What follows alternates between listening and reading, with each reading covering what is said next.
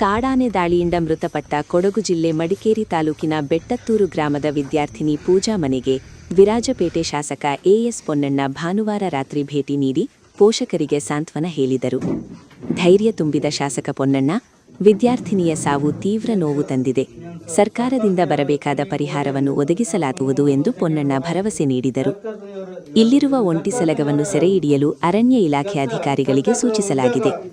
ಈ ಬಗ್ಗೆ ಅರಣ್ಯ ಸಚಿವರ ಜೊತೆ ಚರ್ಚಿಸಲಾಗಿದ್ದು, ಸೂಕ್ತ ಪರಿಹಾರ ಒದಗಿಸಲು ಮನವಿ ಮಾಡಲಾಗಿದೆ ಎಂದರು. ಆನೆಯ ಪತ್ತೆಗೆ ಆಧುನಿಕ ಡ್ರೋನ್ ವ್ಯವಸ್ಥೆಯನ್ನು ಮಾಡಲಾಗಿದ್ದು, ನೈಟ್ ವಿಷನ್ ಹಾಗೂ ಥರ್ಮಲ್ ಇಮೇಜಿಂಗ್ ಡ್ರೋನ್ ಇದಾಗಿದ್ದು, ರಾತ್ರಿಯೂ ಕಾರ್ಯಾಚರಣೆ ಮುಂದುವರಿಯಲಿದೆ ಎಂದರು.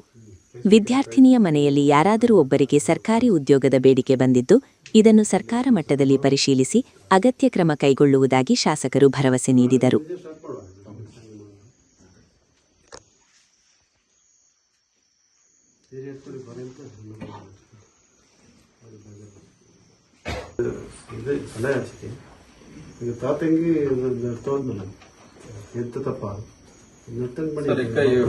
ಈಗ ಇವಳೆ ಅವರ 13-14 ಕಲಾಚೆ ಟೆಂಪರರಿ ಆಯ್ತು ಹಾಸ್ಟೆಲ್ ಹೋಗಿ ಮಾಡಿದ್ರು.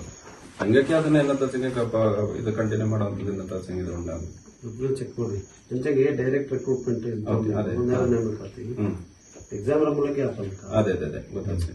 ನೇತ್ರ ಮಾದರಿ ಅಲ್ಲ, ನಿಮಗೆ ಅರ್ಜಿ ಕೊಟ್ಟು ಕನ್ಸಲ್ಟೆನ್ಸಿ ಚೆಕ್ ಅಂತಲ್ಲ, ಈಗ 15 lakhs ಡೈರೆಕ್ಟ್ ಅಕೌಂಟ್ ಕ್ರೆಡಿಟ್ ಆಗ್ತದೆ. ಟೋಟಲಿ 1 ಲಕ್ಷ ಆದೇಶ.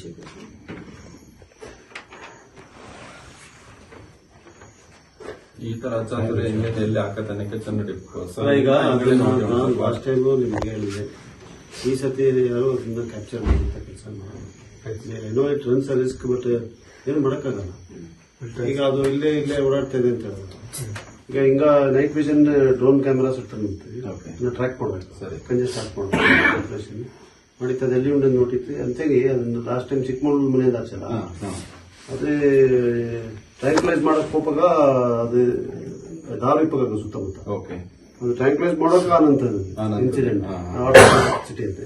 ಸೊ ಈಗ ನಂಗೆ ಇದು ಟ್ರ್ಯಾಂಕ್ಲೈಸ್ ಮಾಡೋಕೆ ಹೋಯ್ತು, ಇನ್ನೊಂದು ಅಪಘಾತ ಕೊಡಿ ಅದೇ ನಿಮ್ ಕಲರ್ಗೂ ಅರಿಚಿಟ್ಟಿತ್ತು, ಎಲ್ಲರೂ ಸೇಫ್ ಆಯ್ತು, ಒಳ್ಳೆ ಅಂತ ಮಾಡಿ ಮಾಡೋದು. ಎಲ್ಲರಿಗೂ ಅನ್ನೋದು ಈಸಿ.